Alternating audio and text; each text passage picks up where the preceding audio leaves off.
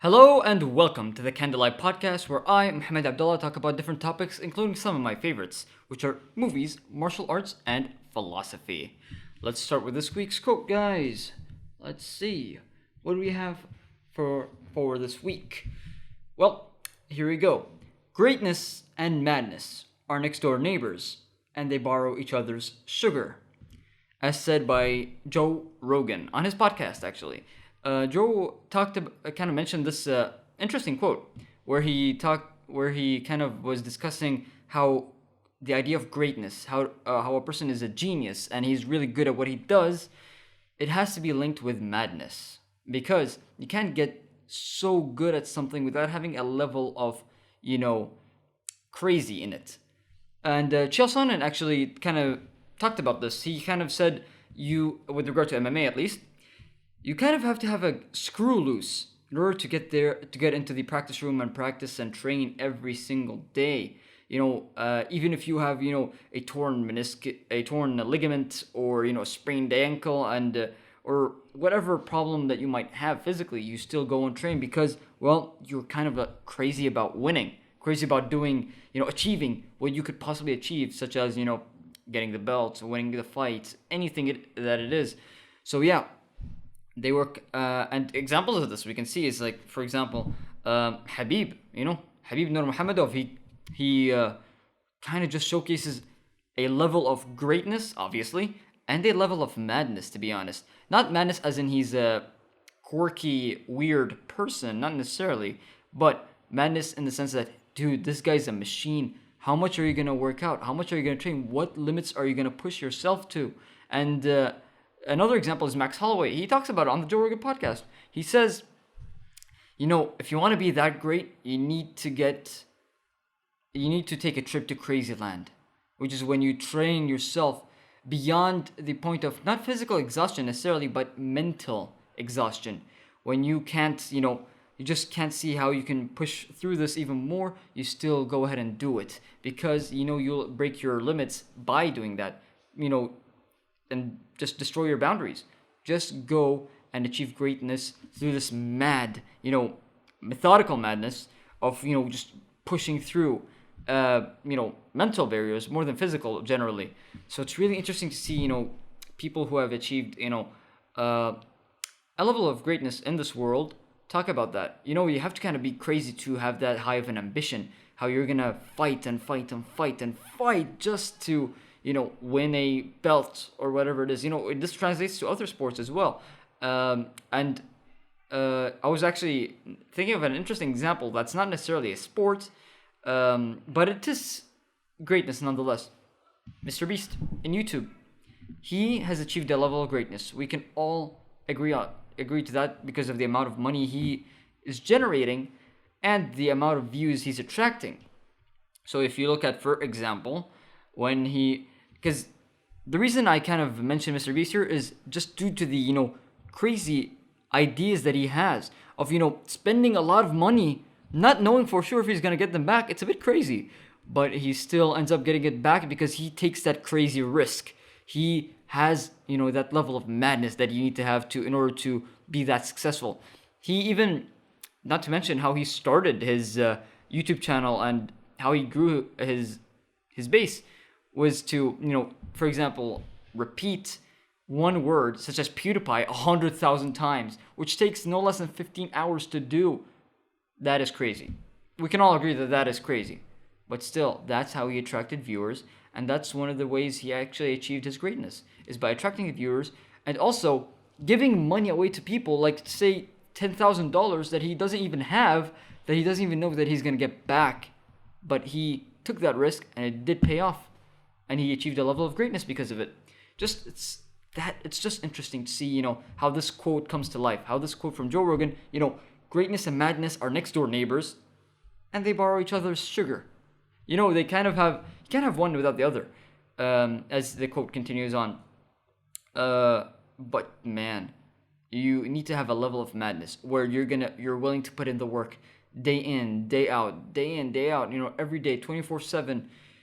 Just to achieve, what do you want to achieve? Achieve your dreams, achieve your goals. So it's really interesting. You can't get greatness without madness. I mean, think of anyone who you would considered great, they had to have a level of, bit of a little kind of spark of craziness. So yeah, I can see how this quote really is true, with all intents and purposes. So, moving on from that, guys, this has been a chill week for me. My statistics final is coming up. Actually, after a bunch of days, and I need to get on board and study for that, and just try to do well, try to really do well. I'm trying to ace this course, not necessarily ace, just do well, because I'm not really doing so stellar so far. I'm doing well though, alhamdulillah. I'm actually above average with regard to, I think, the class grades, but I do need to do better, and I'm gonna try to do better in this exam. Try study, pass it, but with flying colors, obviously. Yeah, so that's what I have so far. Oh, and something I did this week was watch the movie Hereditary, this horror movie that everybody's been telling me about, how crazy it is, how scary it is, and that I have to watch it if I'm a horror fan, if I just like horror movies in general, which I do. I'm not necessarily a horror fan, I wouldn't call myself that, but I do like horror movies, and I gave this one a shot. So honestly, it was a bit overhyped. People were saying how scary it is, how whatever, and honestly, it was okay. It was well shot, obviously. I say obviously a lot. Just like the good old days of this podcast. Well, good old days, which is 25 episodes ago, when I just kept saying obviously a lot.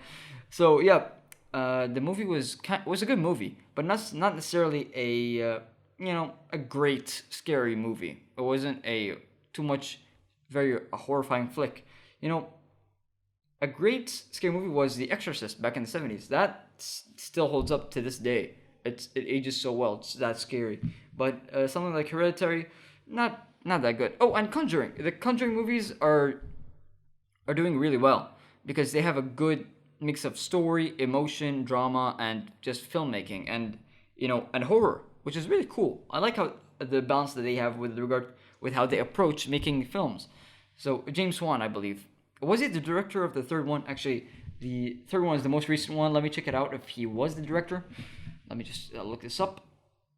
All right, and James Wan. Wait, no, Conjuring 3, Trace. Conjuring Trace. He is not actually, but he did write the story, so there you go. But he didn't direct it for whatever reason. Anyway, pretty cool. So, yeah, it was Hereditary was a good movie, but not necessarily a great movie. It was okay. Sure, definitely did have some shocking moments where I didn't expect what happens would happen, But other than that, it's not really much of a head scratcher or brain teaser, but pretty cool so far, However, what else did I do this week? Well, just simple stuff. It's not really something. Wasn't really a big week where I did anything really. But hey, I'm enjoying myself. And one thing I did do this week is, I was interested in this phrase where, how the sausage is made. It just, that came to my mind, and I was like, huh, yeah, about that phrase. And then I just kept, I kind of came across this twice, I think, this week, where people talked about, after I saw how sausages were made, I became vegetarian or vegan, and I just can't eat meat anymore because of how disgusting it is. So I never really looked it up, how sausage is made. So I was like, if that's how it is, if that's how you guys decided that you're gonna ultimately give up meat because of how, disgusting the process of making it is, well, I guess I have to give it a watch as a meat eater, as a proud meat eater. I love eating meat. Something I don't think I'll ever give up because I don't really have a reason to. If I do have a good reason, I would. So I did look up how sausage was made. It was a YouTube video showing you a sausage factory and how they use, how they get the meat and how they turn it into the sausage that we buy at the stores today. So the way they do it is actually, okay, and this is the weird thing. They mix in different kinds of meat, they in the video it showed pork, and beef. They mix it together, which is just the oddest thing. I don't know why you mix two different animals together and then you kind of, grind it into so that it becomes ground meat. And that's the part where I was like, if that's it, if that's the problem here, then I don't mind because I don't eat pork. I always eat, I try my best to eat halal food, obviously. So, I'm eating beef, sausages, if I'm eating sausage. And if that was the issue of mixing the two different kinds of animals as meat, that's not really a problem for me because I'm not eating any meat that's contaminated with pork. I don't eat pork. Pork is not good for you.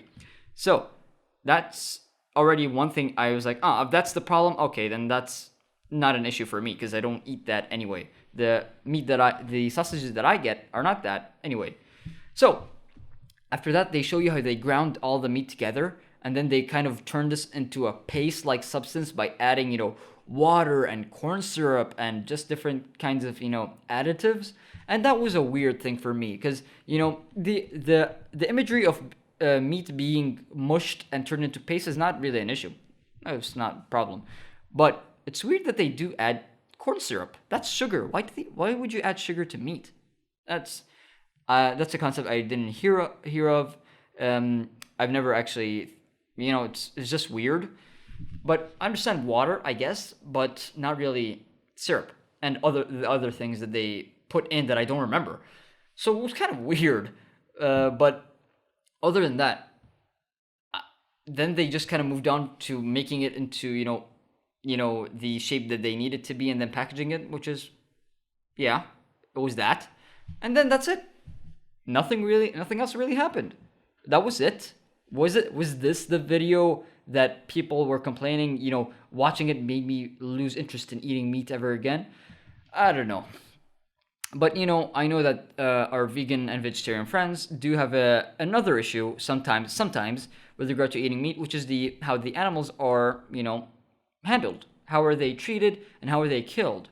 And that's definitely a problem for me as well if the animals are in some way abused, which is, because in halal killings to halal slaughtering, you have to have a well-treated animal, an animal that's not abused in any way, as much as possible. And factories tend to cause a bit of abuse, So, and also the way that you kill them is that you don't show them the blade. You make the blade as sharp as possible, but you don't even show them the blade. You make them feel as safe and as comfortable as possible up to the point of slicing the neck. And that is really it. Slicing the neck, that's the cleanest death an animal could get, which is slicing the neck 2-3 seconds and then that's it, passed out. That's it. Instead of the animals being in the wild and just dying from diseases and other predatory animals killing them, this is the cleanest way. Having them as comfortable as possible all the way until the time for slaughter. And then you get pretty good meat out of it. Get pretty good food, pretty nutritious food. And that's why I do eat meat because, as long as it's halal. If it's not halal, then we have a problem. Oh, another component of what makes it halal is that it's slaughtered in the name of God. That's something that's also a requirement for it to be halal. So that's a little, crash course I just gave you about halal slaughterings. But hey, interesting. So yeah, it was a phrase that I was thinking about, and for some reason it was just something I looked up, and I was like, all right, if this is what people are, uncomfortable with, I guess I'm not uncomfortable with it. Rather, I'm comfortable. It's not really something that's horrible. Except for the part of mixing meats. That's the weirdest thing. I went to Italy, I remember, and I wanted to order their lasagna bolognese spaghetti. I was about to say spaghetti. Their lasagna, and the meat that they use in it, I asked them, is it beef? And they were like, no, it's a mix of beef and pork. It's like, and that was the first time I've heard of that concept, which is why? Why would you mix beef and pork? Why would you even do that? And I just didn't eat it. I ordered some, pizza or something else. But yeah, why would you do that? If anybody knows why they do that, please tell me.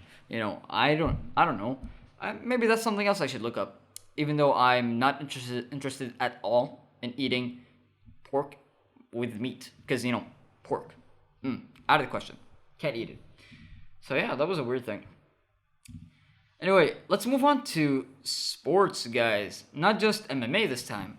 We got football. So, football, is the rage right now because we've got the Euros and the Copa America going on. And also, we've got the World Cup next year.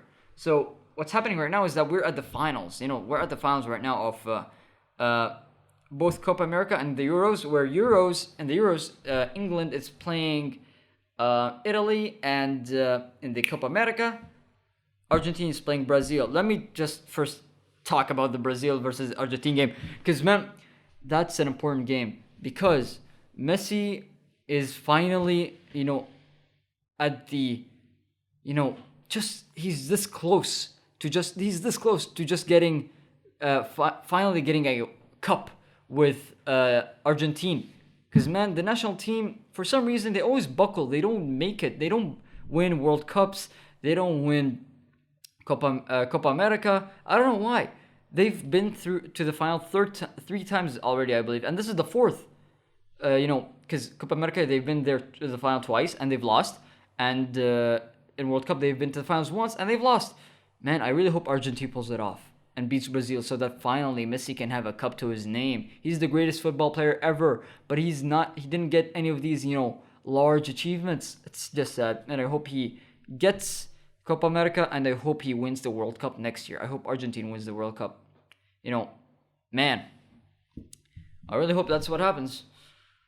But one can dream. The match, it's an interesting matchup. Brazil is really strong this year, and I don't think it's going to be easy to beat them. But we'll see what happens. Hopefully Argentina can make it. Ya Rab. And England is going to match up against Italy in the Euros final. And man, have the English been, the English have just been the weirdest fans in this whole process. When England beat Germany, I think that was the match, England versus Germany. I think there was a German girl who cried after the match because, her national team lost. And for some reason, English fans have been making fun of her online. She's a little girl, like 14 years old, if I'm not mistaken. And they just kept making fun of her online, on social media. Of course, it's not all English fans, and this doesn't reflect England in general. But, that was a weird thing. Like, why would you make fun of this little girl whose team just lost? But that's what that is. That's what happened, and that's just weird. I'm surprised that people actually stoop that low to make fun of her color crazy, bad names. Just ridiculous. But, and also, the football players, the football players are kind of playing dirty. Sterling has been diving all a bunch in the last game, in the game against Denmark. He just kind of, he dove twice, and once he got a penalty, which they scored in. Unfair, dirty playing. And speaking of the Sterling dive, Petr Yan, the former bantamweight MMA champion, he actually commented on that, saying that because Petr Yan lost to Aljamain Sterling by kneeing him in the head, causing a DQ, which meant that he lost his belt, and Sterling's the new champion. It's funny. Petr Yan actually talked about how, so Petr Yan actually tweeted about how, look at that, a dive. And is it a coincidence that his last name is also Sterling? Referring to Aljamain Sterling when he got hit by the knee when he was grounded, and he kind of faked being too hurt. He was hurt, obviously, but did he take it so far by acting a bit more hurt than he was? I don't know. But hey, Yan got in a good dig. That was a good dig. That was a good insult. But it was funny. It was just funny how he tweeted that. That was a good tweet. Is it a coincidence his name's also Sterling? Diving like that? Man, Yan may have lost in his MMA career, but on Twitter, he seems to be undefeated. His Twitter game is just too strong. I don't know what's up with him. So, hey, moving on to MMA news, I guess. As we're discussing MMA, the UFC 264 is upon us. Conor McGregor versus Dustin Poirier for the third time, a trilogy about to end. So, yeah, I'm really excited for this fight. I can't wait to see what happens. And also, Wonder Boy's fighting Gilbert Burns. That's awesome as well. Man, these two fights are really the highlights of the card.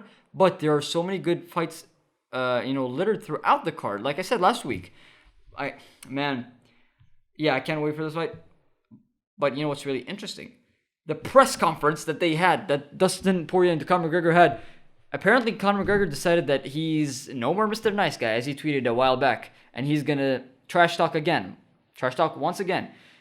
But man, in the press conference, he did trash talk. He did insult Dustin. He went personal, talked about his wife, all that stuff. But man, it was just a bizarre press conference because I don't know what to feel after watching because Conor felt forced. He didn't seem to be, that charismatic, confident person he used to be. It was just a bunch of forced trash talk with Dustin Poirier getting the better lines in. That's just man. So Conor was trying to make fun and do all these things, but it felt forced. It felt like he was putting up an act, not like before where he actually was the kind of guy that would say that. It felt like he was saying it because he felt like he had to. And Poirier was getting the better lines in by saying, things like, "You used to be better than that," which is true.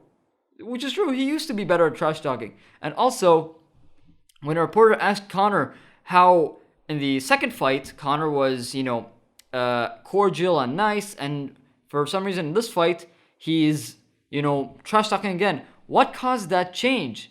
And then Dustin answered for Conor saying, because he got knocked the F out. And then he says he made fun of, he even, went further and said, it's not McGregor fast, it's McGregor sleep. You're referring to McGregor's company, McGregor Fast. I don't even know what that is, but apparently it's a company of Conor's. And he was like, not McGregor Fast, McGregor sleep. Great line, man. Dustin, you won the press conference. And also Dustin was very mature throughout the whole thing. It was just, this doesn't get to me anymore. This happened once when I was, a younger kid. But now, I'm fine. I'm more mature than that. Say what you want. It's not going to faze me. And it was, evident. And Conor just felt like he was all over the place. He didn't feel, he wasn't as, straight and as awesome, as focused as, he was when he trash talked in the past. So it was really bizarre to see him that way. I don't even know what to feel after watching that press conference. But I think the fight is still, it's still 50-50. I was actually more inclined to I want to be more inclined to give Dustin the edge, but I think it's a perfectly 50-50 fight. Conor against Poirier, the second time around. The first time it was Conor's fight, kind of obvious. He was in Dustin's head. Second fight, I thought Conor had the edge because he was, more skilled, but Poirier outclasses him and knocks him out. Crazy. Now we can see that there are holes in Conor's game that he has yet to fill, and that Poirier is really just, is really advanced, has an elite skill set as an MMA fighter. So now we're gonna see who truly is the better of these two. And I mean, Dustin's obviously better since he beat him recently, and Conor beat him a long time ago. But we'll truly see. Let's put an end to this trilogy. Let's see who's the best. Let's see who gets the title shot next. Oh, and by the way, what's up with this idea that Conor gets the title shot after he beats Poirier? It makes no sense at all. Conor is 1-2 at lightweight. He was knocked out at the beginning of the year. How does he just get to fight now and gets a title shot, by the end of the year? Oh, by the way, same thing that happened with Nate Diaz, when he was against Nate Diaz. He had lost in 2016. He barely beat Nate Diaz in 2016, and then he goes to fight for the title. It makes no sense how Conor's title shots work. They're just giving him title shot after not deserving it. There are people like Beneil Dariush who went 6 fights, just grinding and knocking people out just to try and get a sniff of that title shot.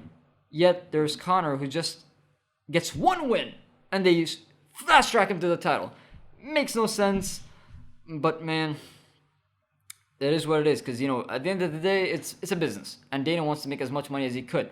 So that's why I'm hoping that Dustin pulls it off and wins, so that we don't really need to see we don't want to see the circus anymore. I don't want to see it. And So, and I'm kind of actually thinking about this thing. If Dustin wins, Connor just lost to Dustin Poirier twice, and he doesn't have a clear path to the title anymore. He's gonna have lost twice in a row. And Poirier would go on to fight for the title, win or lose. I think he would win. I think he could beat Charles Oliveira. He definitely could beat him, but will he? I think he would. I'm with Habib on this one. That if Dustin beats Connor, he gets the title shot and he wins and becomes champion. Because man, has he proven himself in this division? Wow. But that's not interesting at all. But what if Connor wins? If Connor wins, he gets the title shot. May win or lose. If he wins. If he does win, guess how? Now it just got a lot more interesting because he's the champion again, and guess who's on the come up at lightweight? Islam Makhachev, Habib's cousin, and if Islam gets to the title and gets a title shot, it's gonna be Conor versus Islam, and then it's just the Habib rivalry all over again. It's gonna be wild. That's gonna be wild. It's gonna be exciting. It's gonna be wild, but I think I'd rather Poirier wins and we get rid of this circus. Because, Conor just doesn't really deserve to be in the spot that he is because, Dana's really gifting him a lot of these, top contender title shot, fights. For some reason. But hey, we'll see what happens. Maybe he loses. Maybe he doesn't. I really hope the Diamond pulls it off. My heart is with the Diamond. Let's see. And speaking of the other fight on this card is Gilbert Burns versus Steve Wonderboy Thompson. Another good fight on the card, a really good fight. If Wonderboy wins, he gets the title shot. If Gilbert wins, he may or may not get the title shot, depending what the landscape at welterweight is, which kind of sucks. The landscape at welterweight has just horrible matchups, and it's just not really moving as smooth as it should. But this fight with Wonderboy and Gilbert is a good way to move things forward. I really hope Wonderboy pulls it off. He's such a great guy, and I really hope he gets a title shot, at least one more title shot. He's almost 40 years old. He's 38, and I really hope he gets the fight against Usman. I hope he wins this, gets the fight with Usman, but man, I can't really root against Usman because why do I say Usman? His name is Uthman. I can't root against him, so that would be a great fight to see. Well.